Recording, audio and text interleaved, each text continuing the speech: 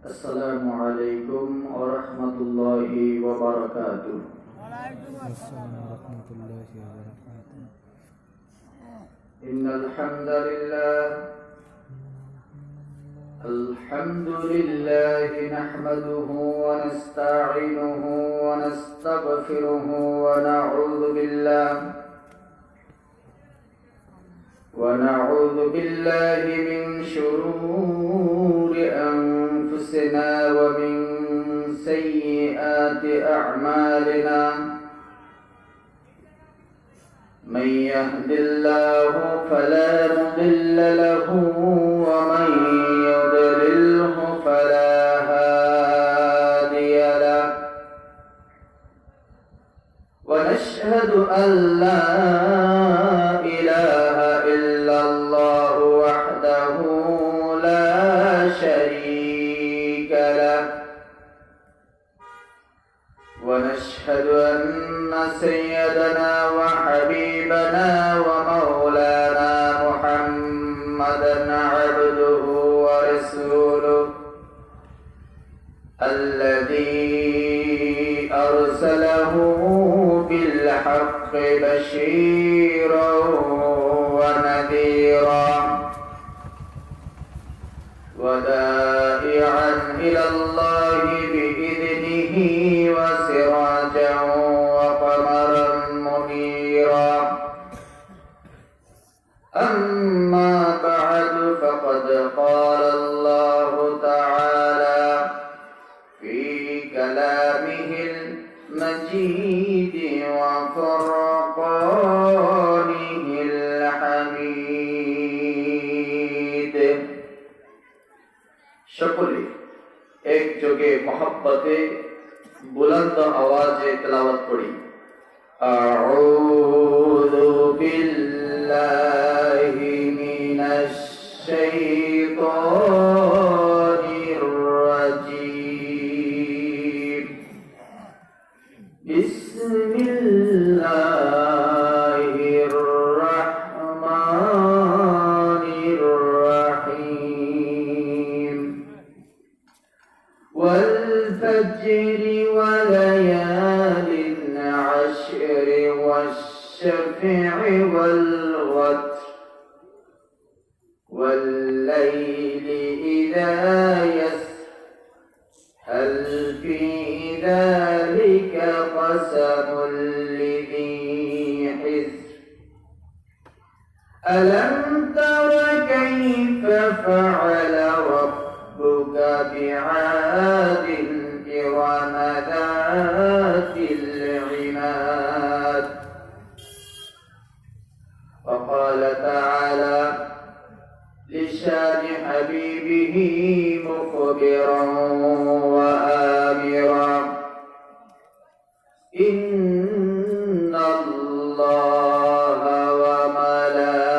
وملائكته يصلون على النبي يا أيها الذين آمنوا صلوا عليه وسلموا تسليما. اللهم صل على سيدنا ونبينا وشفيعنا وحبيبنا ومولانا محمد صلى الله عليه وعلى آله وأصحابه وبارك وسلم. محبت قولی بلاغ العلا بكماله كشف الدجى بجماله حسنت جميع خصاله صلوا عليه. مشرق حب محمد مطلع ديوان ما مطلع خورشید عشق سینه سوجان ما بلغ العلا بكماله كشف الدجى بجماله حسنت جميع خصاله صلوا عليه وآله معزز محترم और मुकर्रम আজকে পূর্ব নওমালা চৌকি দরবারে তালিমুল কোরআন নুরানি মাদ্রাসার উদ্যোগে বাৎসরিক ইসারে সওয়াব ও ওয়াজ মাহফিলের মহতারাম সভাপতি আল্লাহ মোহাম্মদ আবুল কালাম আজাদ সাহেব, আজকে মাহফিলের মুআজ্জাজ মেহমান, সম্মানিত প্রধান অতিথি, জাতীয় পর্যায়ে একাধিকবার স্বর্ণপদক প্রাপ্তকারী, সুমধুর কণ্ঠস্বর ও সারা বাংলার আলোড়ন সৃষ্টিকারী ইসলামী সঙ্গীত শিল্পী আল্লাহ হযরত মাওলানা মুফতি মোহাম্মদ আব্দুল মনির খান সাহেব মাদাজিল্লাহুল আলী, সিনিয়র আরবি প্রভাষক সরসিনা দারুসুন্নাত জামিয়া নিসারিয়া দিনিয়া মাদ্রাসা, প্রধান মেহমান হিসেবে তশরিফ আনবেন আলহাজ মাওলানা মোহাম্মদ আবু তাহের সাহেব, সভাপতি নুরানি তালিমুল কোরআন বোর্ড বাংলাদেশ পটুয়াখালী জেলা শাখা, মঞ্চ ভূমিষ্ঠ আমার পিতৃতুল্য পরম শ্রদ্ধাভাজন সম্মানিত ওলামায়ে কেরাম, বাংলাদেশ জমিয়তে হিজবুল্লাহ নওমালা ইউনিয়ন শাখার সর্বস্তরের নেতৃবৃন্দ, পীর ভাই মুহিব্বিন, আজকে মাহফিলে আগত সমাগত সর্বস্তরের শ্রোতা মণ্ডলী, আমি সকলের উদ্দেশ্যে আবার সালাম দিচ্ছি, আসসালামু আলাইকুম ওয়া রাহমাতুল্লাহ। আল্লাহ পাকের দরবারে লাখ শুকর যে রব্বুল আলামিন আজকে আপনাকে আমাকে এই চমৎকার একটি এনভায়রনমেন্ট, না অতি গরম না অতি ঠান্ডা, এর মধ্যে এই দিনই মাহফিল বেহেশতের টুকরায় আল্লাহ সুবহানাহু ওয়া তাআলা আসার এবং বসার সুযোগ দান করেছেন।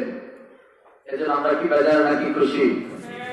আসুন আমরা আমাদের খুশির লাগি জমিন থেকে নিয়ে সপ্ত আকাশ, এরপরে সিদরাতুল মুনতাহা, তারপরে রয়েছে ৭০,০০০ নূরের পর্দা, তারপরে রয়েছে বিশাল নূরের সাগর, তারপরে রয়েছে রব্বুল আলামিনের আরশে আজিম।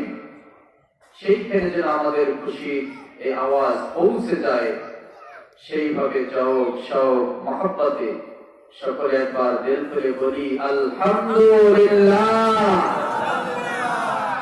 সবাই বলি সুবহানাল্লাহি ওয়া বিহামদিহি, সুবহানাল্লাহিল আযীম। বুখারী শরীফের শেষ হাদিসটা আপনাদেরকে শোনালাম। বিশ্বনবী সাল্লাল্লাহু আলাইহি ওয়াসাল্লাম বলেছেন, কালিমাতানি হাবিবাতানি ইলার রহমান সাকিলাতানি আলাল মিজান খফীফাতানি ফিল লিসান। দুইটি বাক্য আল্লাহ তাআলার কাছে খুব বেশি প্রিয়, জিহ্বায় উচ্চারণ করা খুবই সহজ। হাসরের ময়দানে মিজানে যখন ব্যক্তির আমল নামা ওজন করা হবে, তখন নেকের আমল ভারী হয়ে যাবে। সেই বাক্য দুটি হলো সুবহানাল্লাহি ওয়া বিহামদিহি, সুবহানাল্লাহিল আযীম।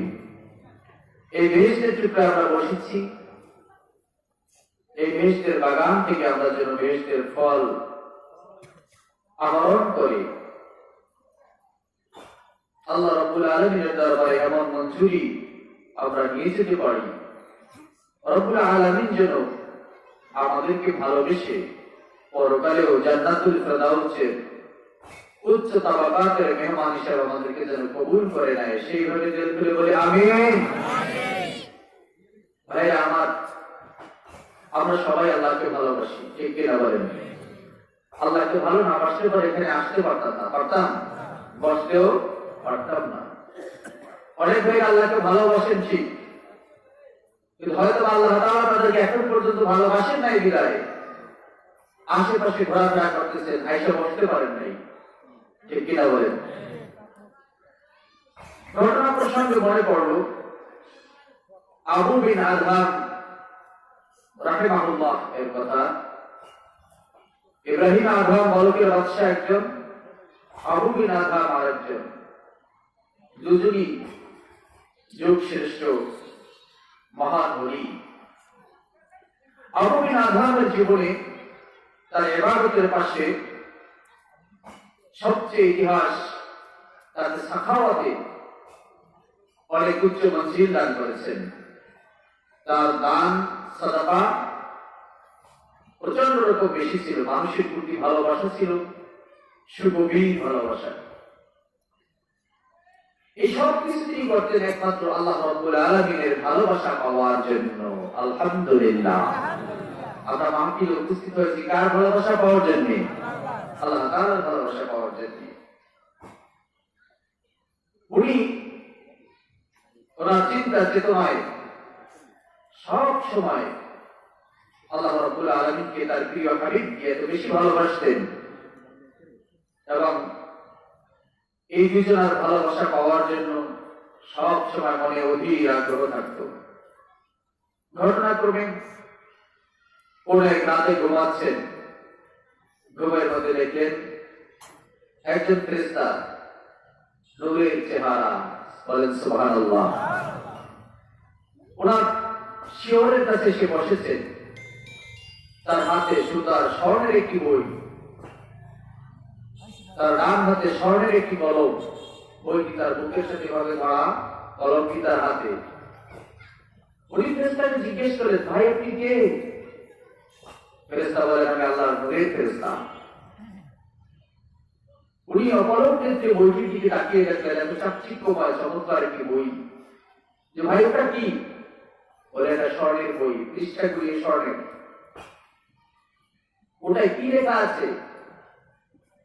বলে ওটা আমি লিখতেছি, এই জমিনের মধ্যে যারা আল্লাহ রাব্বুল আলামিনকে ভালোবাসেন, আমি ফেরেশতা ঘুরে ঘুরে তাদের নামগুলা এই স্বর্ণের কলম দিয়ে, স্বর্ণের বই দিয়ে আমি লিপিবদ্ধ করছি। সুবহানাল্লাহ।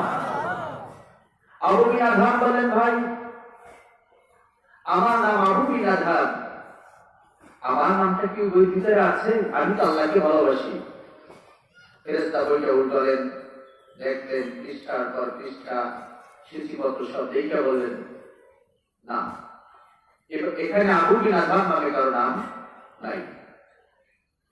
সকাল হলো, ফজরের নামাজ পড়লো, রব্বুল আলামিনের দরবারে কান্নাকাটি করলো, রব্বুল আলামিন ইবাদত বন্দেগী যা করি, দান সাদাকা যা করি, সব তোমার ভালোবাসা পাওয়ার জন্য। আমি তোমাকে প্রচন্ড ভালোবাসি, কিন্তু রাত্রিবেলা যা দেখলাম তাতে এখন পর্যন্ত আমার ভালোবাসা তুমি মঞ্জুর করো নাই। আমার ভালোবাসা তোমার দরবারে কেন কবুল হলো না? হে রব্বুল আলামিন, কোন জায়গায় আমার ত্রুটি রয়েছে, দয়া করে তুমি মাফ করে দাও। সারাদিন কান্নাকাটি করলেন। পরের দিন রজনীতে আবার যখন ঘুমিয়ে গেলেন, ঠিক একই রকম স্বপ্ন আবার দেখলেন। ওই ফেরেশতা আসছে, স্বর্ণের বই নিয়ে আসছে, স্বর্ণের কলম তার হাতে। গত রাতের মধ্যে কথা হলো, প্রশ্ন করলেন, ভাই কি লিখতেছেন? আজকে উনি একটু ভিন্ন রকম করে বলতেছেন যে আজকের যে বইটা আমি নিয়ে এসেছি, এই বইটার ভিতরে ওই সব মানুষের নাম আমি লিখতেছি যাদেরকে আল্লাহ রাব্বুল আলামিন ভালোবাসে।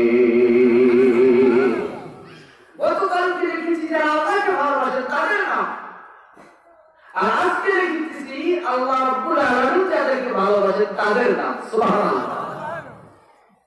ভাইরা আমার, হযরত আবু বিন আদহাম প্রশ্ন করলেন, ভাই ওই জায়গায় আমার নামটা আসেনি?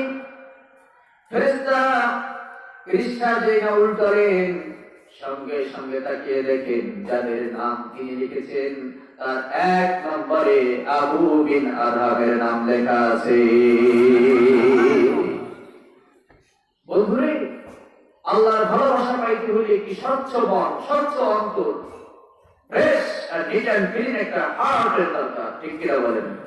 আমার আল্লাহ বলেছেন, বান্দা যখন আখিরাতে আসবে, আল ইয়াউমা লা ইয়ানফাউ মালুন ওয়ালা বানুন, তোমার সম্পদ, তোমার সন্তান সন্ততি, বংশ পরম্পরা যা কিছু আছে, ঐতিহ্য, কোনো কিছুই আমার দরবারে কবুল হবে না। একটা মন নিয়ে এসেছো, যে মনের ভিতরে আমি আল্লাহর ভালোবাসা ছিল, আমার নবীর ভালোবাসা ছিল, সেই মন নিয়ে যারা এসেছো, আমি আল্লাহ রাব্বুল আলামিন তাদের কি ভালোবাসা দিয়ে জান্নাতের মেহমান বানিয়ে দেব। সুবহানাল্লাহ। ঠিক প্রত্যেকটা ওয়াজ মাহফিলের দাবি সেটাই, অথচ আমরা সেভাবে করে বুঝতে পারি না। আমরা বিভিন্ন জন বিভিন্ন নিয়া, বিভিন্ন রকম চিন্তা চেতনা, বিভিন্ন জল্পনা কল্পনা নিয়ে হাজির হই, আবার সেই কল্পনা নিয়ে বের হয়ে যাই, আসল মাকসাদ আমাদের হাজির হয় না।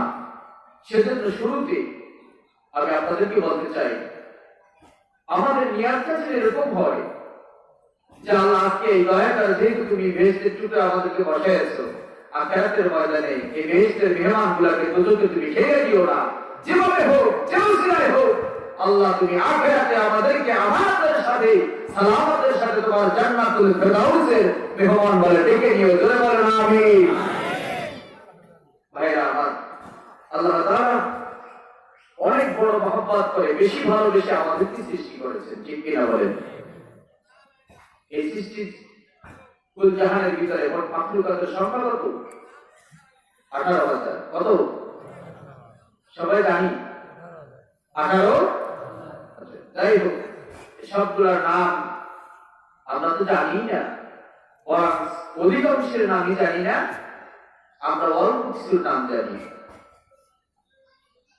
ওমা উতিতুম মিনাল ইলমি ইল্লা কলিলা। আল্লাহ বলছেন, তোমাদেরকে যত সামান্য এই সময়ের ভিতরে, দুনিয়া এমন একটি সিম্পল টাইম, শর্ট টাইম, যে আখিরাতে গিয়ে যখন হাজির হয়ে যাব, 50,000 বছর হিসাব নিকাশ দেওয়ার সময় বলবে, লাম ইয়ালবাসু ইল্লা আশিয়াতান আও দুহাহা। দুনিয়ায় তো মাত্র এক পান্তা বা এক দুপুর বা এক বিকাল ছিলাম, এর চেয়ে বেশি সময় ছিলাম না। এত বড় বিশাল লম্বা ছিল হবে আখিরাতে হিসাবের সময়টা। ঠিক সেই সময় পাড়ি দিয়ে অনন্ত জীবনে যখন যাব, সেইখানে যা এত কিছু প্রয়োজন, দুনিয়ায় এই শর্ট টাইমে তো তত কিছু আমাদের প্রয়োজন নাই। প্রয়োজন আছে? আল্লাহ তাআলা বলেন, এই 18,000 মাখলুকাতের নাম যে আমরা জানবো না, এটা আল্লাহ জানাই দিলেন সূরা ইয়াসিন।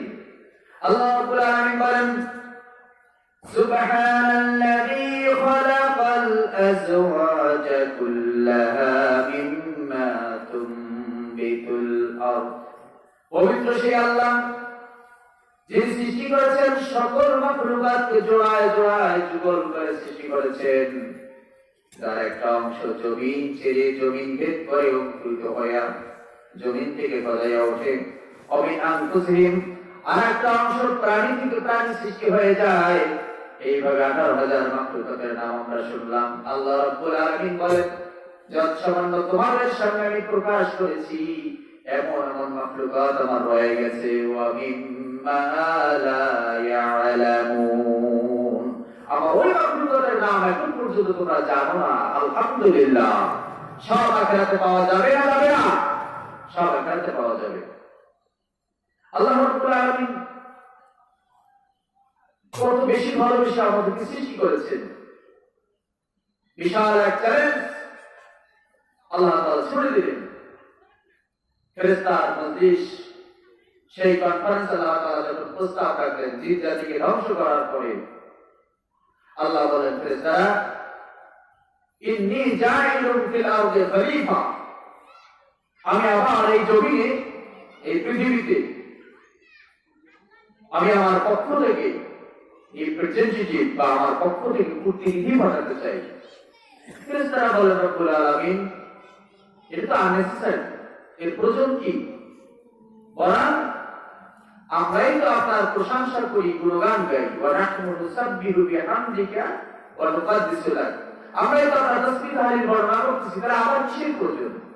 আল্লাহ রাব্বুল আলামিন বললেন, ইন্নী আ'লামু মা লা তা'লামুন, নিশ্চয় আমি যা সমধিক জ্ঞাত, আমি যা অধিক পরিমাণে জানি, তার কিছুই তোমরা জানো না। সুবহানাল্লাহ। এই আয়াতটা তাফসীর দেখবেন কি আছে, আল্লাহ তাআলা কি জানেন, তার থেকে একটু সামারাইজ আপনাদেরকে বলতেছি, সারসংক্ষেপ। এই কুল কায়নাত, গ্রহরাজি, ধূমকেতু, নিহারিকা, জান্নাত, জাহান্নাম, পৃথিবী সহ অন্যান্য গ্রহগুলি কার জন্য আল্লাহ তাআলা সৃষ্টি করেছেন বলেন তো? বিশ্বনবী মুহাম্মদুর রাসূলুল্লাহ সাল্লাল্লাহু আলাইহি সাল্লাম। হুজুর না হলে কি কিছুই হতো? বিশ্বনবী না হলে কিছুই হতো না। আল্লাহ তাআলা বিশ্বনবীকে কি জিন জাতির ভিতরে পাঠিয়েছেন? পাঠান নাই। ফেরেশতাদের ভিতরে পাঠিয়েছেন? পাঠান নাই। নবী মুহাম্মদ রাসূলুল্লাহ সাল্লাল্লাহু আলাইহি সাল্লামকে পাঠিয়েছেন। আপনি আমি যেই জাতিতে, যেই ধারায় জন্মগ্রহণ করেছি, সেই জাতির ভিতরে আল্লাহ রাব্বুল আলামিন মুহাম্মদ সাল্লাল্লাহু আলাইহি সাল্লামকে পাঠিয়ে ঘোষণা করলেন, ওয়ালাকাদ কাররামনা বানি আদম, অবশ্যই আমি আদম সন্তানদেরকে সম্মানিত করেছি, মর্যাদায় আসীন করেছি। সেটার একমাত্র কারণ হলো নবী করিম সাল্লাল্লাহু আলাইহি সাল্লাম আদম আলাইহিস সালামের সেই পৃষ্ঠদেশ থেকে খাজা আব্দুল্লাহ এর পৃষ্ঠদেশে পৃথিবীতে তিনি আগমন করবেন। জোরে বলি সুবহানাল্লাহ। আপনাদের কষ্ট হচ্ছে না তো? আমি আমার মূল আলোচনা দিয়ে যাব, শুধু একটি কথা আপনাদেরকে বোঝাতে চাচ্ছি। এখন আমরা যে মাসে আছি, আরবি মাস, আজকে ইংরেজি এখানে লেখা হয়েছে 23 ফেব্রুয়ারি, দেখছেন সবাই। আমাদের সম্মুখে সাল আছে তিনটা। কয়টা? একটা হলো খ্রিস্টাব্দ, আর একটা হলো বঙ্গাব্দ, আর একটা হলো হিজরি সাল। আমরা সবাই অফিসার খ্রিস্টাব্দ দিয়ে করি বিদায়, এটাই আমরা মনে রাখি। আর আমাদের রমজান মাসে আসলে পরে মনে হয়, এছাড়া আমাদের হজ কোরবানির সময় একটু মনে হয়, আর রবিউল আউয়াল মাস আসলে পরে নবী আসেন যারা, তাদের কাছে একটু রবিউল আউয়াল মাসটা গ্রহণযোগ্য হয়। এছাড়া অন্য মাসগুলি আমাদের অনেকের কাছে গন্তব্য হয় না। এখন যে মাসে আমরা আছি, সেই মাসটার নাম হলো রজব মাস। সবাই বলেন কি মাস? রজব মাস। এই রজব মাসে আল্লাহ সুবহানাহু ওয়া তাআলা আপনার আমার প্রিয় হাবিব মুহাম্মদ সাল্লাল্লাহু আলাইহি সাল্লামকে যতগুলি উপহার দান করেছেন, যতগুলি মুজিজা দান করেছেন, তার মধ্যে অন্যতম একটি মুজিজা দান করেছেন, তার নাম হলো ইসরা ও মিরাজ। বলেন আলহামদুলিল্লাহ। সময় হলে তাকে সম্পর্কে দুইটি কথা বলবো। যেহেতু আমি আলোচনা করতেছিলাম পবিত্র কুরআনুল কারীমের 30 এর উপরে, সময়ের আলোকে দুইটি কথা বলবো। আল্লাহ সুবহানাহু ওয়া তাআলা যদি আমাদেরকে তৌফিক এনায়েত করেন, আসুন আমরা সকলে আরেকবার বিতাড়িত শয়তান থেকে পানাহ চেয়ে সবাই পড়ি, আউযু বিল্লাহি মিনাশ শাইতানির রাজীম, বিসমিল্লাহির রাহমানির রাহিম, ওয়াল ফাজরি ওয়া লায়ালিন আশরি ওয়াশ-শাফঈ ওয়াল ওয়াতর। সূরা ফাজর। এর আগে আপনাদেরকে যে কথাটি বোঝাতে চাই, আমরা সবাই আমাদের মহাগ্রন্থ আল কোরআনকে চিনি। চিনি না সবাই? আমাদের ধর্মগ্রন্থের নাম কি? সবাই কি ধরে বলতে হবে নাম কি? যে কোরআনের দাওয়াত প্রচার করার জন্য, পাবলিসিটি করার জন্য, স্প্রেড করার জন্য যুগে যুগে আউলিয়া ইকরাম তাদের মাথার নাম ধরিয়েছেন। সাহাবা ইকরাম, বিশ্বনবী তায়েফ থেকে শুরু করে উহুদ পর্যন্ত নবীর সেই অন্তকাকীর্ণ জীবন সম্পর্কে সবাই জানেন। সেই আল কোরআন আজও অবধি অক্ষত অবস্থায়, অবিকল অবস্থায় লাউহে মাহফুজে যেভাবে আছে, ঠিক সেভাবে আল্লাহ তাআলা এখন পর্যন্ত জমিয়ে রেখেছেন। চিৎকার করে বলেন আল্লাহু আকবার। অন্য কোন ধর্মগ্রন্থ এভাবে কবিতা আছে? সবগুলি মানুষ তাদের নিজের মতো করে লিখে লিখে লিখে লিখে এক একজন এক এক করে গোত্র ভিত্তিক তাদের ধর্মগ্রন্থ তারা বানিয়ে নিয়েছে। শুধুমাত্র আল কোরআন, কেবলমাত্র আল কোরআন আল্লাহ তাআলা যেভাবে রেখেছেন, প্রথম আসমানে যেভাবে রেখেছেন, গায়ে হেরায় নবীর উপরে যেভাবে এসেছে, 23 বছর জিন্দেগিতে নবীর যতটুকু যখন প্রয়োজন যেভাবে হাজির করেছেন, আর 1421 বছর পরেও 11 বছর পরেও আল্লাহ রাব্বুল আলামিন আমাদের সামনে সেই কোরআনকে সেভাবেই রেখেছেন। আলহামদুলিল্লাহ। ভাইরা আমার, এই কোরআন পৃথিবীতে আমরা মুসলমানরাই শুরু করি নাকি অন্য কেউ পড়ে না? পড়েন তো? পত্র পত্রিকা খুললে দেখবেন ইংল্যান্ডের সাবেক প্রধানমন্ত্রী টনি ব্লেয়ার, তার স্ত্রী ছোট বোন ওই দেশের সুপ্রিম কোর্টের বড় নাম করা আইনজীবী, চিন্তা করলো এত কিছু শিখছি, এত কিছু জানি, পিএইচডি করলাম, এমফিল করলাম, মুসলমানের কোরআন নিয়ে একটু গবেষণা করি, তার ভিতরে নাকি ভুল নেই। তাহলে আমি একটু দেখি, দেখতে দেখতে দেখতে দেখতে দেখতে দেখতে ভুল ধরার জন্য এসে নিজেকে এমন ভুলের মধ্যে সে পেয়ে গেল যে আমি তো মহাভুলের মধ্যে, কোরআনের ভিতরে কোনো ভুল নাই। কোরআনের সংস্পর্শে আসার কারণে আল্লাহ তাআলা তাকে মুসলমান হিসেবে কবুল করে নিয়েছেন। বলেন আলহামদুলিল্লাহ। আজকে পত্র পত্রিকা খুললে পরীক্ষাতে দেখা যায় মুসলমান আরো প্রতি হারে আল্লাহ তাআলা তাদেরকে কবুল করতেছেন। আউলিয়া ইকরামের দাওয়াতের বদৌলতে, দ্বীনি শিক্ষা প্রতিষ্ঠান করার বদৌলতে এভাবে আল্লাহ তাআলা কোরআন সমাজের বুকে সম্প্রসারণ করে দিয়েছেন, ছড়িয়ে দিয়েছেন। মানুষ এখন কোরআন বোঝা সবার জন্য আরো সহজ হয়ে গেছে। এদিন এমন কোরআন পড়ানো হয় না, হাদিস পড়ানো হয় না। আমাদের ছেলেরা আগে তো আমরা এইভাবে উজু নিয়ে এক করেছি, এই ঘাটের পানি ওই ঘাটে যায়, মক্কার পানি ঘাটে আয়, আমার উজু পার পায়, এই নিয়ে চলছে না। কত রকম সেরকম নাই। শাহ সফি সাদ আহমদ রহমাতুল্লাহ আলাইহি এর কিংবদন্তি প্রচেষ্টায়, শাহ আবু জাফর মাসাল রহমাতুল্লাহ আলাইহি ঐকান্তিক প্রচেষ্টায় বর্তমান মুজাদ্দিদ জামানের ঘাম ঝরানো বিচিত্র রাত্রি যাপনের কারণে সারা বাংলাদেশে অসংখ্য দ্বীনি মারকাজ প্রতিষ্ঠিত হয়েছে, যার জন্য কোরআন আমাদের সম্মুখে আরো ঘুরে গেছে। বলি আলহামদুলিল্লাহ। কোরআন শব্দটা আমরা সবাই বুঝি, জানি, চিনি। এটা আরবি ভাষার শব্দ। আমি প্রশ্ন করলাম না, এটা কোন ভাষার শব্দ? আরবি ভাষার শব্দ। তাহলে কোরআন শব্দের অর্থ কি জানা দরকার আছে না? কোরআন তো শুনলাম, কোরআন অর্থ কি? নূরুল আনোয়ার একটি কিতাব আমাদের আলিয়া লেভেল ইন্টারমিডিয়েট আলিম ক্লাসে পড়ানো হয়। কওমি বলেন, দর্শে নিজামি বলেন, পাক ভারত উপমহাদেশ সহ সারা বিশ্বের বিভিন্ন ইউনিভার্সিটিতে এই কিতাবটি পড়ানো হয়। এর ভিতরে কোরআনের দুইটা অর্থ করা হয়েছে। কয়টা অর্থ? দুইটা অর্থ করা হয়েছে। এক হলো মাকরুহ, আল্লাহ যে কোরআনকে কোরআন নাম রাখছেন, তার ভিতরে তিনি দুইটা চ্যালেঞ্জ দিয়ে দিয়েছেন। সুবহানাল্লাহ। কয়টা চ্যালেঞ্জ? দুইটা চ্যালেঞ্জ। আমার এই কিতাব, এই জমিনের মধ্যে আমার কিতাবের চাইতে অন্য কোন কিতাবের ভিউয়ার্স, রিডার এর চাইতে বেশি হতে পারে না।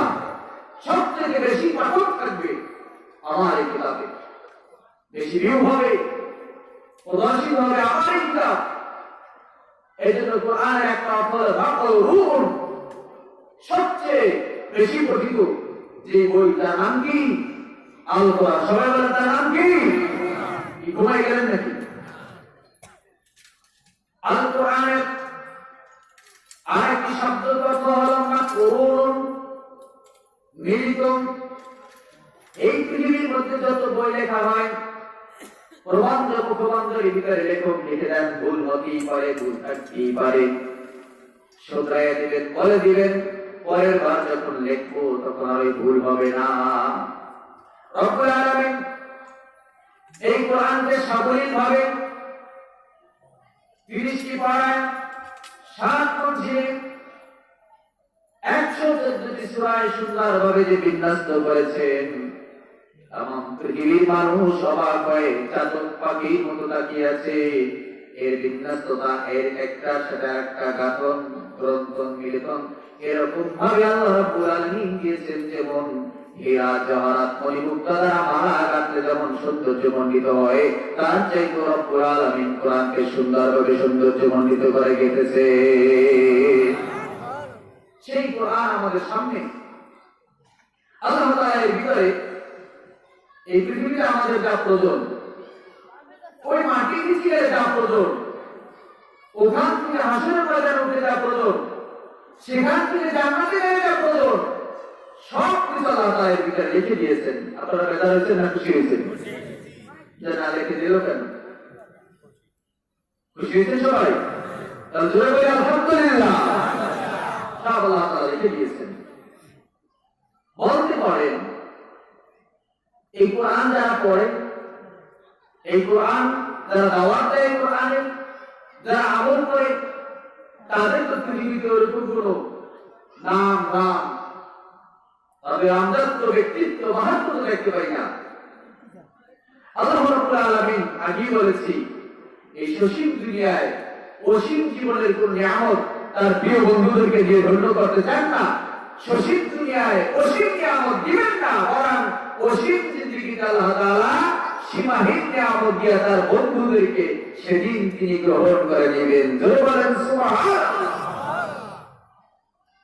ভাইরা আমার, সূরা ফুরকান এর আগের সূরা, অনেক আগের সূরা, এর 9 নম্বর আয়াত আল্লাহ তাআলা কাফেররা যখন বিশ্ব নবীকে একটু উপহাস করতেছিল, মুসলমানদেরকে ধরে ধরে বলতেছে, নবীর সাথে বড় কি পাইলাম, সেও গরিব, তোমাদেরকেও ফকির বানাই দিতেছে, তোমাদের 2 টাকা যা আছে তা চাইছে নিয়ে দিতেছে।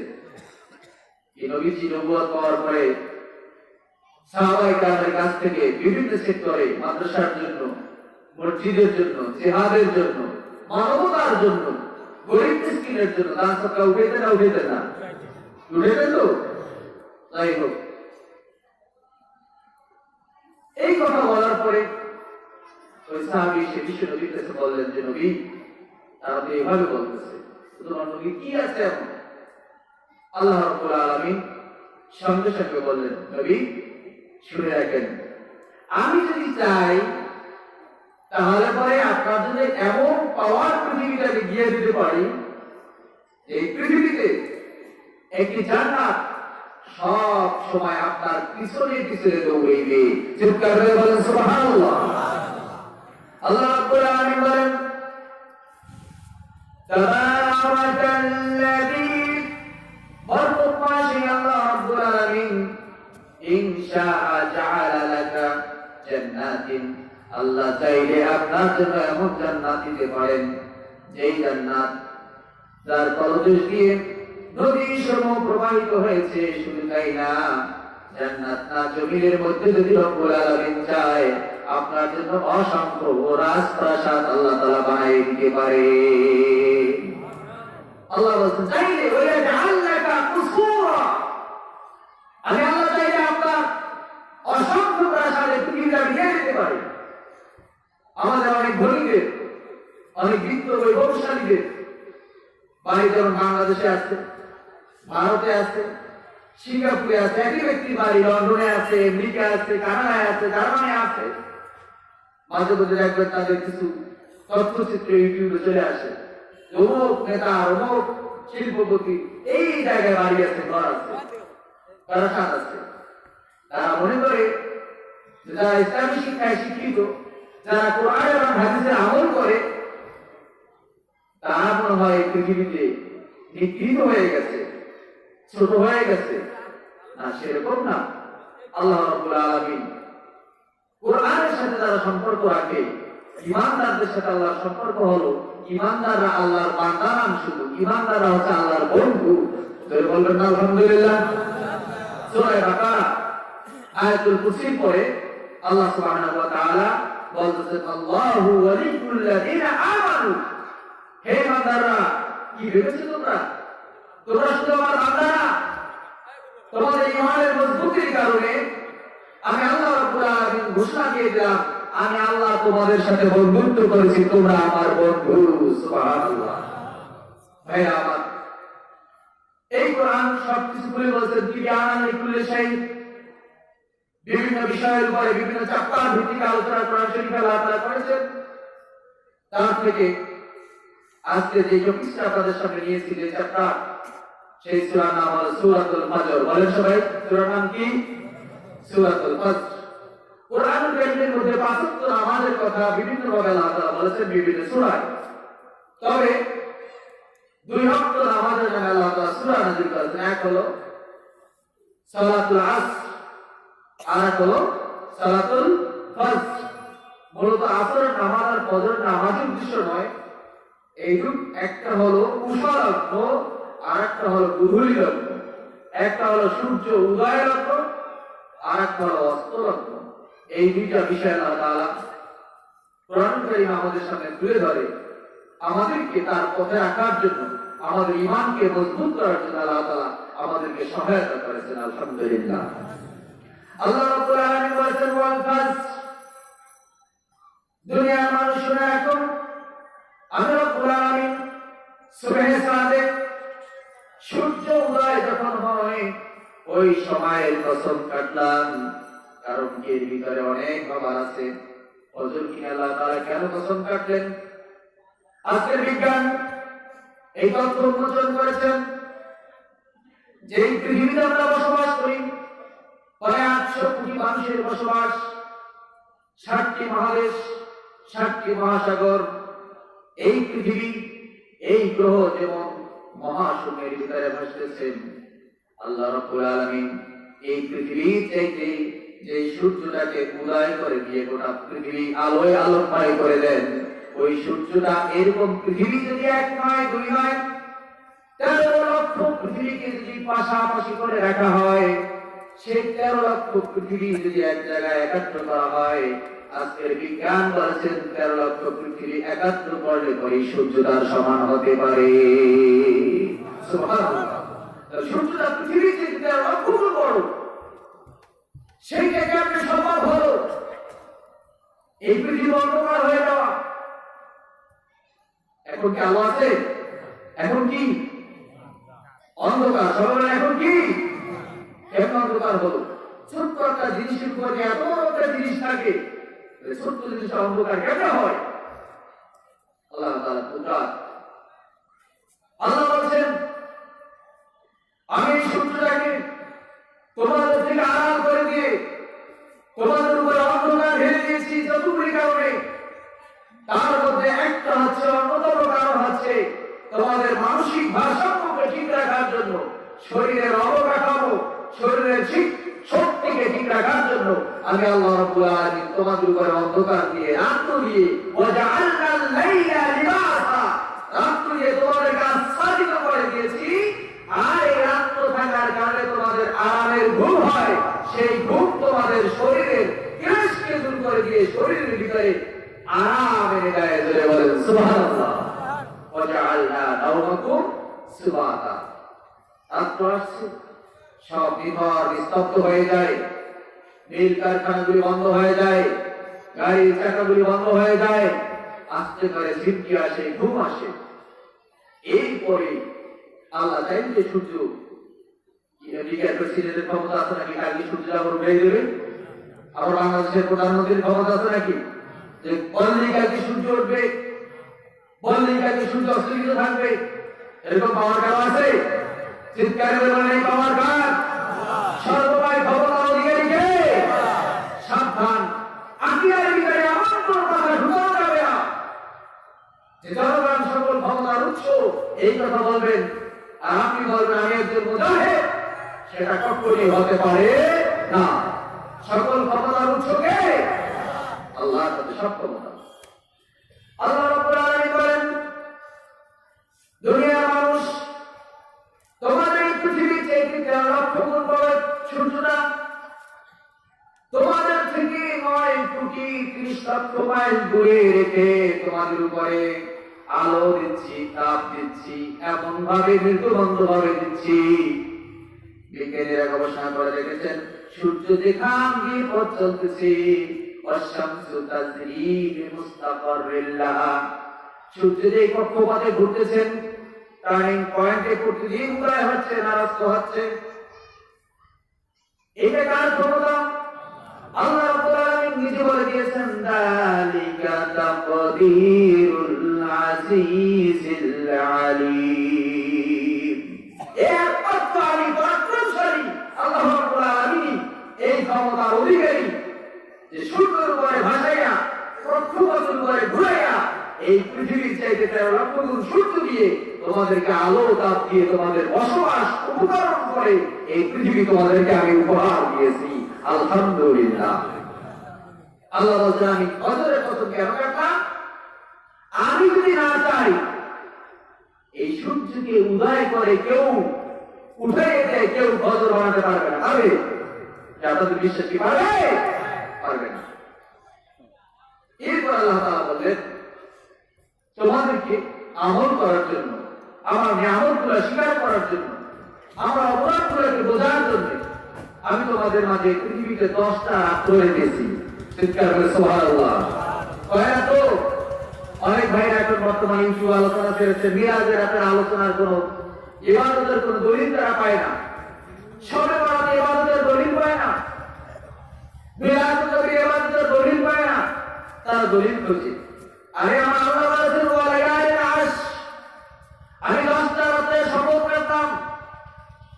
তাফসীর ইবনে কাসির করলেন, কুরতুবী করলেন, রুহুল মাআনি, রুহুল বায়ান সহ তাফসীরে মাআরিফুল কোরআন যেটা বাংলাদেশের অনেক আলেম আমাদের কাছে আছে, সেটার ভিতরে এই 10 রাত্রে কয়েকটি ভিন্ন মত ভিন্ন বর্ণনা এসেছে।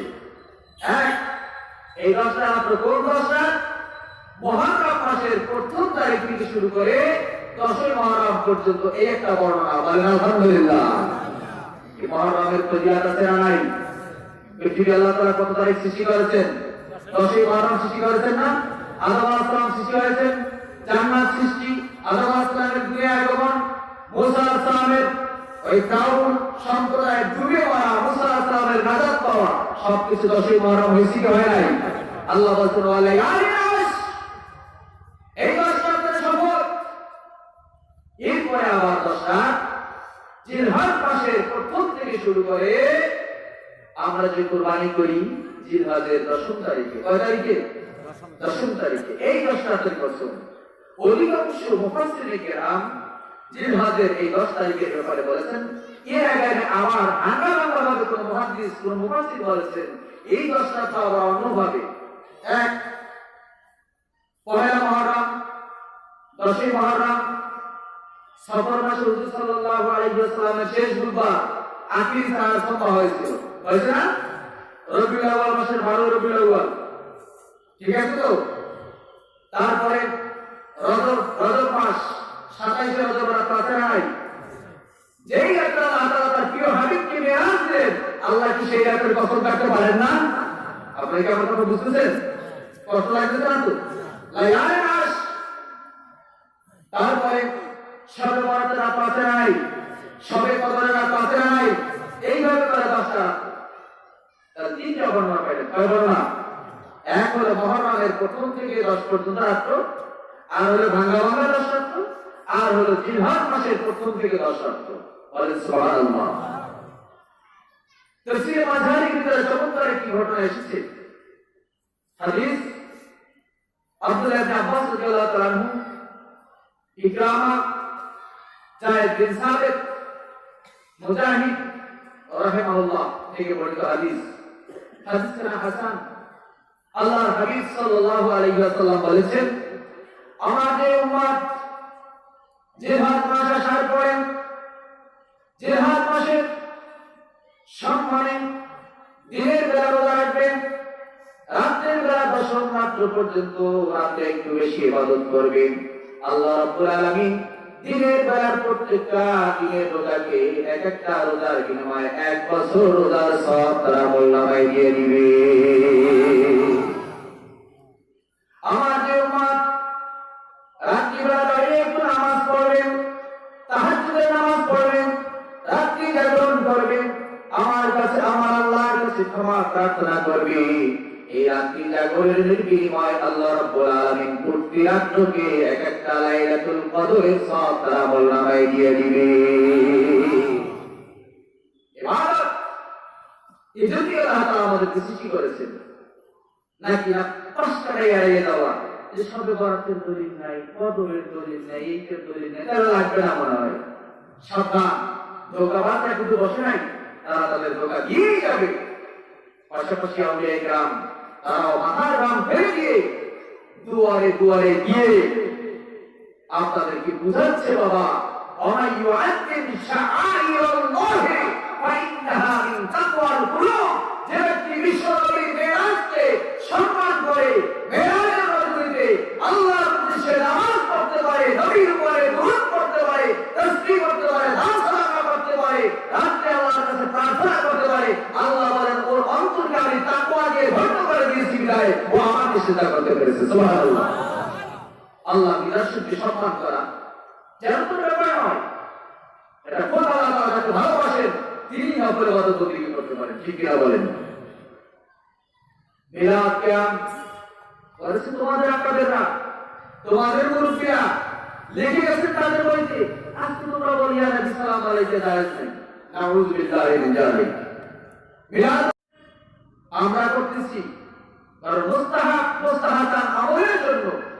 তাআমুলুন নাস দুরনার করো, তাআমুলুন নাস মানে কি বলেছে?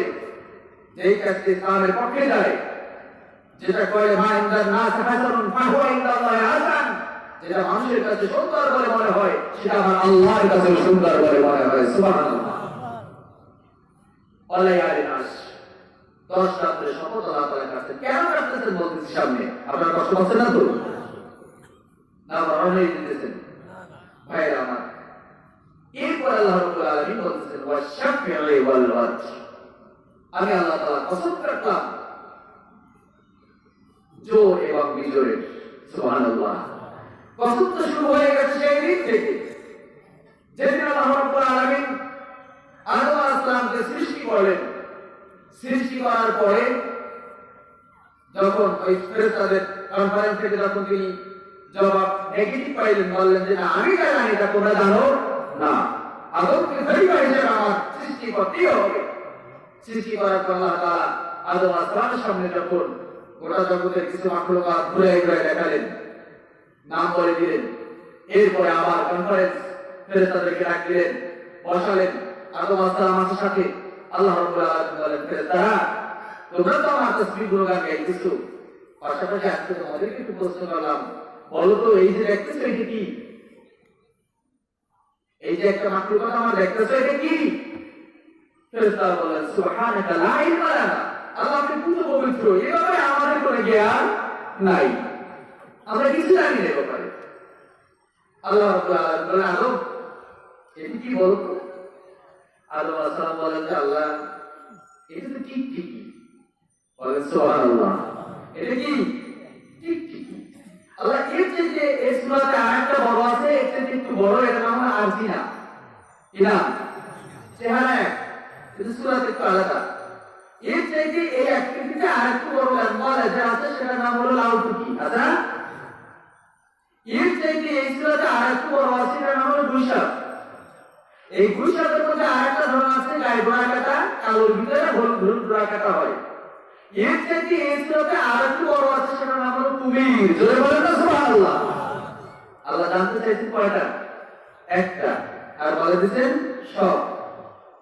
আল্লাহ তাআলা খুশি হয়ে গেলেন, বলেন আদম চমৎকার আনসার করেছো তুমি। আল্লাহ তাআলা আবার ফেরেশতাদেরকে বলেন, ফেরেশতারা বলো তো তোমরা এখন এই দিদি, আদম তো বলছে একটা, তোমরা পারো নাই 5%, আদম আনসার দিচ্ছে, বলো এবার এই দিদি। ফেরেশতারা বলেন আবার সুবহানাকা লা ইলমা লানা, আল্লাহ আপনি পুরো পবিত্র, আমাদের এই ব্যাপারে কোনো জ্ঞান নাই। আল্লাহ বলেন আদম তুমি বল। আদম আলাইহিস সালাম বলেন যে আল্লাহ এটা তো বিড়াল। সুবহানাল্লাহ বলা যাবে না? আল্লাহ এটা কি? বিড়াল। রব্বুল আলামিন এর চাইতে এই সূরাতে আরেকটা বড় আছে, কালার ভিন্ন, সেটার নাম হলো ভাব। তার চাইতে এই সূরাতে আরেকটা বড় আছে, সেটার নাম হলো নেসিবাগ। এর চাইতে এই সূরাতে আরেকটা বড় আছে, তার নাম হলো চিতাবাগ, গায়ে ডোরা কাটা আছে। এর চাইতে এই সূরাতে আরেকটা বড় আছে, তার নাম হলো রয়্যাল বেঙ্গল টাইগার। সুবহানাল্লাহ। আল্লাহ রাব্বুল আলামিন বললেন থ্যাংক ইউ, চমৎকার উত্তর দিয়েছো। বলেন ফেরেশতারা আদমকে এই সহ্য বানাইলাম, এত চমৎকার করে অ্যান্সার দেয়, তোমাদের কি প্রস্তুত গেলাম, কিছুই বলতে পারলো না, তাহলে আমার আদবের জন্য কি কোনো উপহার হবে না? আল্লাহ ফেরেশতারা বলে সুবহানাকা লা ইলমা লানা, আল্লাহ আপনি পুরো পবিত্র, আমাদের কোনো জ্ঞান নাই, কি উপহার দেবো আমরা? আল্লাহ বলে তুসজুদু লিআদম, তোমরা আমার আদমকে সিজদা করো। চিৎকার করে সুবহানাল্লাহ। আল্লাহ তাআলা কত ভালোবাসেন, কত মহব্বত করেন, নিজের হাতে বানালেন। তাউলুহু সিত্তুনা যিরা, আপনার আমার বাবা আকৃতি দিলেন 60 গজ, 60 হাত লম্বা করে বানালেন, 7 হাত বস্তু দিয়ে বানালেন, কত সুন্দর চেহারা দিয়ে বানালেন। বানাবার পরে সব শিখাইয়া শিষ্টাত্ব দান করলেন। খলিফা বলেছেন, খলিফা মানে প্রতিনিধি, নিধি মানে নেতা, নেতার প্রতিনিধি কাজ করে, তিনি হলেন প্রতিনিধি। এরপরে আল্লাহ তাআলা বললেন উসজুদু লিআদম, আমার আদমকে তোমরা সিজদা করো। আর যুগে যুগে এই জমিনের ভিতরে আদম সন্তান যারা আসবে, সমস্ত মাখলুকাতের মধ্যে আদম সন্তানকে আমি সিজদা দিয়ে দিলাম। সুবহানাল্লাহ। ফাসাদাল মালাইকাতু কুল্লুহুম আজমাউন, সব ফেরেশতারা সিজদা দিয়ে বলল, একজন সিজদা দেয় নাই। কয়জন? আল্লাহ বলছেন সে কে? ইল্লা ইবলিস। তার নাম কি? সবাই বলেন তার নাম কি? আজকে আমাদের ইবলিস সিজদা লাগে, শুনতে যাওয়া লাগে না, যে কি আল্লাহকে সিজদা দেয় না, মসজিদে আসতে চায় না, নামাজ পড়তে চায় না, মাহফিলে আসার পরেও মাহফিলের পরিবেশকে ব্যাহত করে, এটা প্রকারান্তে ইবলিসের ভাই। কার ভাই? এদের থেকে নিজেকে হেফাজত করতে হবে, ধোকায় ফেলে দিতে হয় আপনাকে। ভাইরা আমার, আল্লাহ রাব্বুল আলামিন কসম কাটেন জোড়ায় জোড়ায়, দিন রাত, ভালো মন্দ, আলো অন্ধকার, গরম ঠান্ডা, এভাবে করে সমস্ত উপকরণকে আমি আল্লাহ রাব্বুল আলামিন জোড়ায় জোড়ায় সৃষ্টি করেছি। একমাত্র আমি আল্লাহ রাব্বুল আলামিনই বেজোর, এছাড়া আর কেউ বেজোর নাই। সুবহানাল্লাহ। বেজোর একমাত্র কে? ওয়াহিদ, তিনি এক, তিনি অদ্বিতীয়। লাম ইয়ালিদ ওয়া লাম ইউলাদ, সে কাউকে জন্ম দেয় নাই, তার থেকে কেউ জন্ম নেয় নাই। ওয়ালাম ইয়াকুল লাহু কুফুয়ান আহাদ, এই পৃথিবীতে আল্লাহর সমকক্ষ আর কেউ নাই। সুবহানাল্লাহ। সে আল্লাহ, তিনি বলছেন সর্ব আমি আছি আমার, এই পৃথিবীতে সব কিছু সৃষ্টি করেছি, সেইগুলার শপথ, আর আমি আল্লাহ তাআলা এক, অদ্বিতীয়, চিরন্তন, চিরঞ্জীব, হাইয়ুল কাইয়ুম, তার শপথ আমি কাটলাম। সুবহানাল্লাহ। কারণ কাছে এই জন্য, যে কথা বলছিলাম, শপথ শুরু হয়েছে, সব ফেরেশতারা সিজদা করছে, ইবলিস সিজদায় পড়ে নাই, না পড়ে সে বলছে আল্লাহ এই সিজদা করতে পারবো না। বলছে কেন? বলে ফারাক্তাহু মিন তিন, আপনি আদমকে সৃষ্টি করেন মাটি দ্বারা, ওয়া ফারাক্তানি মিন নার, আর আমাকে সৃষ্টি করেন আগুন দ্বারা। আগুনের গতি উপরের দিকে, মাটির গতি নিচের দিকে। ঊর্ধ্বগতি সম্পন্ন জিনিস কখনো নিম্নগতি সম্পন্ন জিনিসের কাছে মাথা নত করতে পারে না। আল্লাহ বলছে ইন্নাকা রাজিব, এর ভয় না। আল্লাহ যখন আদেশ করেন, সঙ্গে সঙ্গে শয়তান আঙ্গুল উঁচু করে বলতেছেন ওয়া ইজ্জাতিকা ইয়া রাব্বি, আয় রব, আপনার ইজ্জতের কসম করতে বলতেছি। সহিহ বুখারীর হাদিস, শয়তান বলতেছে, ইবলিস বলতেছে ওয়া ইজ্জাতিকা ইয়া রাব্বি, আয় প্রতিপালক, আপনার ইজ্জতের কসম করতাম, লা আযালু বিইবাদাক, আমি কখনো ক্লান্ত শ্রান্ত হব না, পরিশ্রান্ত হব না, আপনার এই গোলামগুলোকে আমি ধোঁকা দিতেই থাকবো, দিতেই থাকবো, মা দামাত আরওয়াহুম ফি আজসাদিহিম, যতক্ষণ পর্যন্ত তাদের দেহের ভিতরে রূহ থাকবে, আমি তাদেরকে ধোঁকা দিয়ে আমার দলে নিয়ে ওদেরকে আমি জাহান্নামের দ্বার প্রান্তে দিয়েই ছাড়বো। জোরে সোরে বলে না নাউযুবিল্লাহ। শয়তান যখন কসম কাটলো, আল্লাহ বলেন জানোস না আমি আদমকে, আদম সন্তানকে কত ভালোবাসি, তুই যখন আমার ইজ্জতের কসম কাটছো, একটা কসম কাটছো, আল্লাহ রাব্বুল আলামিন সঙ্গে সঙ্গে শয়তানকে দায়িত্বহীনভাবে জানিয়ে দিয়েছেন। শয়তান শুনে রাখ, ওয়া ইজ্জতি ওয়া জালালি ওয়া ইরতিফাই মাকানি, শয়তান কসম কাটছে একটা, আল্লাহ কসম কাটছে তিনটা। চিৎকার করে আল্লাহু আকবার। শয়তান খুশি, সবাই খুশি, বলেন আলহামদুলিল্লাহ। আল্লাহ রাব্বুল আলামিন বলেন ওয়া ইজ্জতি, আমি আল্লাহর ইজ্জতের কসম কাটলাম, তুই আমার ইজ্জতের কসম কাটছো। এরপরে আমি রব্বুল আলামিন বললাম ওয়া জালালি, আমার মহত্বের কসম আমি কাটলাম, ওয়া ইত্তিফা'i মাকানি, আমার সুমহান আরশের কসম আমি কাটলাম। আমি আমার এই আদম সন্তানকে ক্ষমা করেই দিব। যখন তুই ধোঁকা দিবি বলে আমার সামনে প্রতিশ্রুতি দিলি, আমিও তোকে প্রতিশ্রুতি দিয়ে দিলাম, আমি আমার বনি আদমকে ক্ষমা করেই দিব, ক্ষমা করেই দিব, ক্ষমা করেই দিব। আস্তাগফিরুনি, বান্দা যখন আমার কাছে ইস্তিগফার করবে, বান্দা যখন আমার কাছে চোখের পানি ছেড়ে ক্ষমা চাইবে, আমি আল্লাহ সঙ্গে সঙ্গে তার সব গুনাহ মাফ করে দিব, সুবহানাল্লাহ, সব মাফ করে দিব। আস্তাগফিরুনি, এটা আল্লাহ তাআলা হাত দিয়েছেন। ওয়াল মুস্তাগফিরিনা বিল আসহার, এবার তাই আদম সন্তান শুনে, রাত্র যখন গভীর হয়, নিঝুম হয়, পৃথিবী যখন ঘুরিয়ে যায়, আমি আল্লাহ তোদেরকে মাফ করার জন্য ঘুমাই না, আমি তোদের কাছাকাছি চলে আসি। দুনিয়া আসমান এসে বলি আল্লাহিল মুস্তাগফিরিন, দিনের বেলায় গুনাহ করেছো, গুনাহগুলো নিয়ে কবরে যাইতে চাস না, এরকম ক্ষমা প্রার্থনা করে কেউ আছো? আস আমার কাছে ক্ষমা চা, বল আস্তাগফিরুল্লাহ রাব্বি মিন কুল্লি যামবিন ওয়া আতুবু ইলাইহি লা হাওলা ওয়ালা কুওয়াতা ইল্লা বিল্লাহিল আলিয়্যিল আযীম। তওবা করা যাবে? তওবা করলে বান্দা সব হয়ে যায়।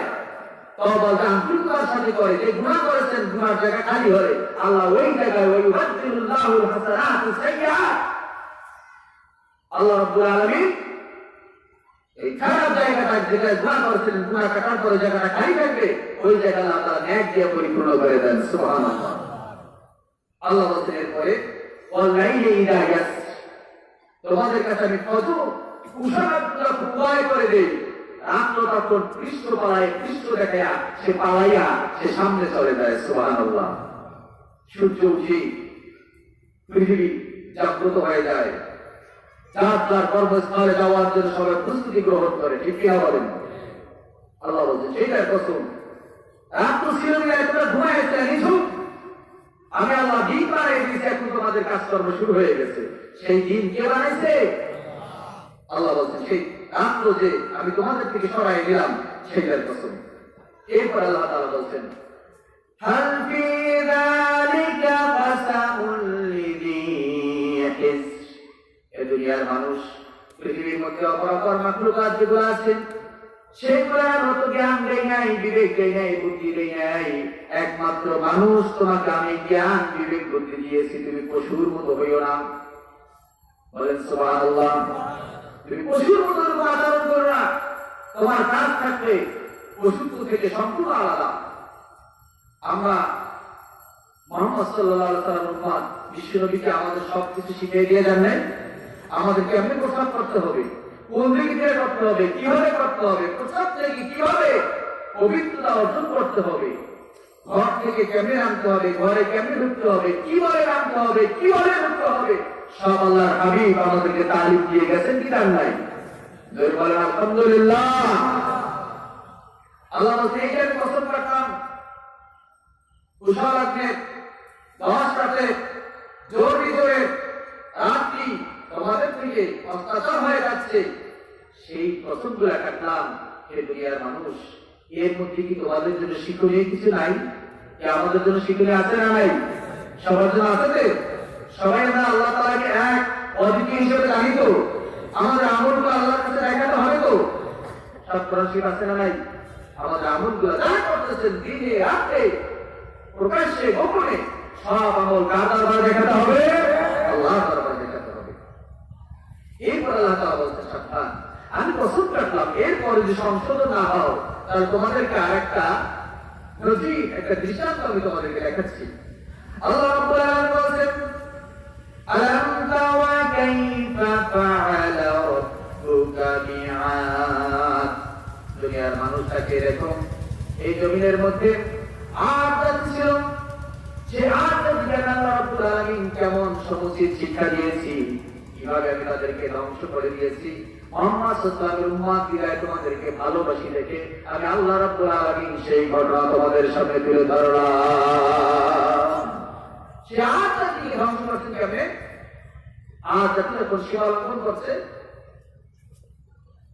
আজ জাতির কাছে আল্লাহ তাআলা নবী পাঠিয়েছিলেন হযরত হুদ আলাইহিস সালাতু ওয়াস সালামকে। কথা বুঝা যায়? কাকে পাঠাইছেন? হযরত হুদ আলাইহিস সালামকে। দিনে রাত্রে সব সময় দাওয়াত দিচ্ছিলেন হুদ আলাইহিস সালাতু ওয়াস সালাম। দাওয়াত দিতে দিতে জাতিরা তার কথা শুনতেই আসে না, অমনোযোগী, কৃষ্ণ প্রদর্শন করে পালিয়ে যায়। হুদ আলাইহিস সালামকে তিরস্কার করে, তুচ্ছতাচ্ছিল্য করে। হুদ আলাইহিস সালাম বললেন, রব্বুল আলামিন, আমি তো ক্লান্ত হয়ে গেছি, পরিশ্রান্ত হয়ে গেছি, জাতি আমার কথা শুনতেছে না, জাতি তোমার তাওহীদের কথা শুনে না, জাতি তোমার ঐশীবাণীর ভাগ ধরে না, তারা এটাকে শুধুমাত্র খেল তামাশা হিসেবে গ্রহণ করতেছে। এখন আমি কি করব? আল্লাহ রাব্বুল আলামিন বলেন, হুদ, তোমার প্রার্থনা মঞ্জুর হয়ে গেছে। এই আজ জাতিকে আমি আর পৃথিবীতে রাখবো না, এই আজ জাতিকে আমি ধ্বংস করে দেবো, স্তরাবত করে দেবো। জোরে সরে বলি না, আউযু বিল্লাহ। কেমনে ধ্বংস করবেন? আল্লাহ তাআলা তারিখ ঘোষণা করলেন। এই তারিখে প্রচন্ড প্রলয়ঙ্কারী ঘূর্ণিঝড় টাইফুন শুরু হয়ে যাবে। এর মধ্যে তোমার যারা অনুসারী আছে, তোমার আহার পরিবার বর্গ, তুমি এই জনপদ থেকে বের হয়ে অন্য কোথাও চলে যাও। ঠিক চলে গেল হুদ আলাইহিস সালাম। শুরু হয়ে গেল প্রচন্ড ঝড়। কোরআনুল কারীমের ভিতরে আসছে এই ঝড় এত প্রলয়ঙ্কারী হলো, শহর নগর যা ছিল সব বাতাসের বিক্ষিপ্ততায় উড়ে ওই জায়গা একেবারে পরিষ্কার নিটান ক্লিন হয়ে গেল, সব জাতি ধ্বংস হয়ে গেল, মরে গেল। এই ঝড় ছিল 8 দিন 7 রাত 8 দিন, 7 রাত্র 8 দিন এই ঝড় ব্যক্তি ছিল। আজ জাতি ধ্বংস হয়ে গেল। আল্লাহ বলে, সাবধান, তোমরা এরকম হইও না। আলাম তারা কাইফা ফাআলা রাব্বুকা বিআদ। আপনি বলে দেন তাদেরকে আজ জাতির কাহিনী। তবে আল্লাহ চাইলে মুহূর্তের মধ্যে এই পৃথিবীকে ধ্বংস করার জন্য আমার সেই রকম দীর্ঘস্থায়ী পরিকল্পনার প্রয়োজন নাই। আমি বলবো কোন সঙ্গে সঙ্গে হয়ে যাবে। সুবহানাল্লাহ। করোনা ভাইরাস আমাদের সামনে এক মহাসাক্ষী কিনা? দেখি না, জানি না, শুনি না, কার মধ্যে আছে, কেউ হাত করতে আছে, দেখাও যায় না, কিন্তু সেটা প্রভাবে গোটা বিশ্ব আজ অস্থির হয়ে আছে। সে আল্লাহ তাআলা বিশ্ব নবীকে আরেকটা কথা বললেন, নবী, আপনি কি দেখেন নাই কাইফা ফাআলা রাব্বুকা বিআসহাবিল ফিল? ফিলিস্তিন বাহিনী যারা আমার ঘরের সাথে গাদরি করেছে, আব্রাহা বাদশা, আমি তাদের কিভাবে ধ্বংস করে দিলাম। ফাজাআলাহুম কাআসফিন মা'কুল। আমি শুধুমাত্র ক্ষুদ্র পাখি পাঠালাম, ছোট্ট ছোট্ট পাথরের টুকরা ওরা ফেলে দিল, সেইগুলো কাঠ ক্ষেপণাস্ত্রের মতো, রকেট লঞ্চারের মতো ওদের পরে এমন ভাবে পতিত হলো, ওরা পুড়ে একেবারে ভস্মীভূত হয়ে গরু ঘাস চাবালে যেরকম দৃঢ়তা চাবালে যেরকম ভর্তা হয়ে যায়, ঠিক আব্রাহার হস্তি বাহিনী সহ গোটা বাহিনী সেভাবে ধ্বংস হয়ে গেছে। জোরে সোরে নাউযু বিল্লাহ। আল্লাহ রাব্বুল আলামিন বলছেন, এই আজ জাতির ব্যাপারে বলছেন, আল্লাহ কি লাম ইউখলাক মিসলুহা ফিল বিলাদ। এই আজ জাতি এত চমৎকার ভিউয়াদুল নগর বানাইছিল, শহর, খুব সুন্দর করে একটা শহর তারা তৈরি করছিল। আল্লাহ বলছেন, সেই শহরের উপরে আমি কোন স্থান ক্ষেপণাস্ত্র মারি নাই, শুধুমাত্র বাতাস দিয়ে সে আজ জাতির শহরকে আমি ধ্বংস করে দিয়েছি। এরপরে আল্লাহ রাব্বুল আলামিন বলেছেন, وَثَمُودَ الَّذِينَ جَابُوا الصَّخْرَ بِالْوَادِ। সামুদ জাতিকে আমি আল্লাহ রাব্বুল আলামিন কেমনে ধ্বংস করে দিলাম? আমার নবীর কথা, আমার ঐশী বাণীর কথা সামুদ জাতি যখন মানল না, কেমন তাদেরকে ধ্বংস করলাম। ও নবী, আপনার উম্মতের কাছে সেই কাহিনী বর্ণনা করে দিন। সামুদ জাতির কাছে আমি আল্লাহ রাব্বুল আলামিন হযরতে সালেহ আলাইহিস সালাতু ওয়াস সালামকে নবী বানিয়ে পাঠিয়েছি। সুবহানাল্লাহ। আজ জাতির কাছে আছে হুদ আলাইহিস সালাম, সামুদ জাতির কাছে আছে হযরত সালেহ আলাইহিস সালাতু ওয়াস সালাম। সালেহ আলাইহিস সালাম দাওয়াত দিচ্ছে, গ্রহণ করছে না, ভালো লাগতেছে না, তুচ্ছ তাচ্ছিল্য, অহংকার, কৃষ্ণ প্রদর্শন, বংশীয় কৌলিন্য, এইরকম করে তারা চলে যাচ্ছে। শেষ মাস সাল্লাল্লাহু বললেন, তোমরা একটু আসো সবাই, আমার কথা শোনো না। আসছে বল, কি বলতে চাও তুমি? বলে, আমি আল্লাহর পক্ষ থেকে তার ওয়াহদানিয়তের দাওয়াত, লা ইলাহা ইল্লাল্লাহ সালেহ নবিয়ুল্লাহ, এই দাওয়াত দিয়ে এসেছি, তোমরা গ্রহণ করো। আল্লাহ তোমাদের উপর রহমত নাযিল করবেন। এই দুনিয়াই শেষ না, তোমাদের জন্য আখিরাত আছে, পরকাল সবকিছু হবে। বলছে না, এটা হতে পারে না। জানি কি না এই দুনিয়াতে বিশ্বাস করি না গুরুর বচনে। হ্যাঁ, তোমাকে নবী মানতে পারি, আমাদের শর্ত আছে। বলে, কি শর্ত? পাহাড়ের দিকে তাকিয়ে দেখে, পাহাড়ের পাদদেশে বিশাল একটা পাথর। বলছে, এই পাথর থেকে যদি একটা 10 মাসের গর্ভবতী উটনি বের করে দিতে পারো, তাহলে আমরা তোমার কথা মানতে পারি। 10 মাসের গর্ভবতী উট যদি বের করে দিতে পারো। সাল্লাল্লাহু আল্লাহ তাআলার কাছে ফরিয়াদ করলেন, রব্বুল আলামিন, নবী আপনি বানিয়েছেন, দাওয়াত দেওয়ার হুকুম আপনি দিয়েছেন, আমাকে বিভিন্ন রকমের যন্ত্রণা দিচ্ছে, একত্র করেছি এই কনফারেন্সে, ওরা আমাকে শর্ত দিয়েছে, আল্লাহ আপনি আমার উপরে সহায় হয়ে যান, রাজি খুশি হয়ে যান। আল্লাহ রাব্বুল আলামিন হযরত জিবরাইল আলাইহিস সালামকে পাঠালেন, যাও ইব্রাহিম আলাইহিস সালামের কাছে চলে যাও, আমার পক্ষ থেকে তাদের সালাম জানাও আর বলে দাও, ওরা যে শর্ত দিয়েছে সেই শর্ত আমি আল্লাহ রাব্বুল আলামিন মেনে নিলাম। আমার পক্ষ থেকে 2টা শর্ত তাদেরকে জানাইয়া দাও। সুবহানাল্লাহ।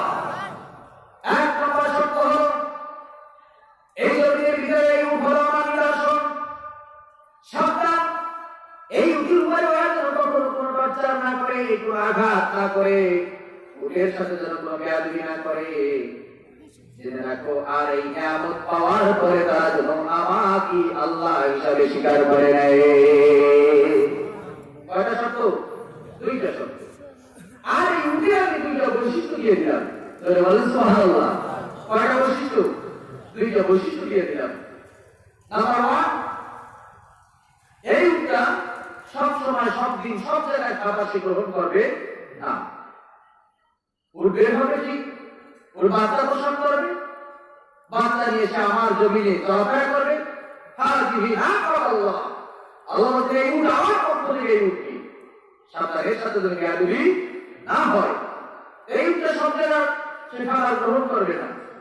তবে যখন যে কূপ থেকে সে পানি খাওয়া শুরু করবে, পানি যখন শোষণ করবে, পানি যখন চোষা দিবে, ওই কূপ যত বড়ই হোক, দিকে হোক আর কূপ হোক, ওই কূপের সব পানি সে একবারে খেয়ে ফেলবে। আল্লাহু আকবার। সব খেয়ে ফেলবে। এই একটা বৈশিষ্ট্য হবে উটের। আর একটা বৈশিষ্ট্য হলো, এই উটের ভিতরে আল্লাহ তাআলা এত দুধ দিয়ে দিলাম, চলে তাকে জানাইল জিবরাইল, তার সম্প্রদায়ের যত ঘটি বাটি লোটা নিয়ে আসবে, কলস নিয়ে আসবে, তাদের যত দুধের প্রয়োজন আমার এই উট থেকে তারা নিতে পারবে, তাদের আর বেশি চিন্তা করার প্রয়োজন নাই। ঠিক তাই হল। সাল্লাল্লাহু আলাইহি ওয়াসাল্লাম জিবরাইল আমিনের পক্ষ থেকে বিশারাত পেয়ে, শুভ সংবাদ পেয়ে বললেন, ঠিক আছে, তোমরা যে শর্ত দিয়েছে, আমার আল্লাহ শর্ত মঞ্জুর করেছেন, আল্লাহ এই শর্ত দিয়েছেন, আল্লাহ এদের এই গুণাবলী বর্ণনা করেছেন, সাবধান, এইটা যেন না হয়। ঠিক আছে। সাল্লাল্লাহু আলাইহি ওয়াসাল্লাম যখন উটের পাথরের দিকে ইঙ্গিত করলেন, সঙ্গে সঙ্গে পাথরটা প্রকম্পিত হওয়া শুরু করলো, থরথর করে কাঁপতেছে। সুবহানাল্লাহি বিহামদিহি। পাথর কাঁপতেছে। হঠাৎ করে মুরগির বাচ্চা ডিম ফেটে যেমন বের হয়, পাথরটা ফেটে চৌচির হয়ে ঠিক সেভাবে তার থেকে 10 মাসের গর্ভবতী একটি উট বের হয়ে গেল। চিৎকার করে সবাই বলে আল্লাহু আকবার। বের হয়ে যখন দাঁড়ালো, উটের প্রসব বেদনা শুরু হয়ে গেল, শুয়ে পড়লো, বাচ্চা দিল। আলহামদুলিল্লাহ। ঠিক সেইভাবে চলতেছে। কিছু সংখ্যক লোক মাত্র ঈমান আনলো, বাকিরা বলল, চলে তুমি তো জাদু দেখে এসো, তোমার কারিশমা না, এটা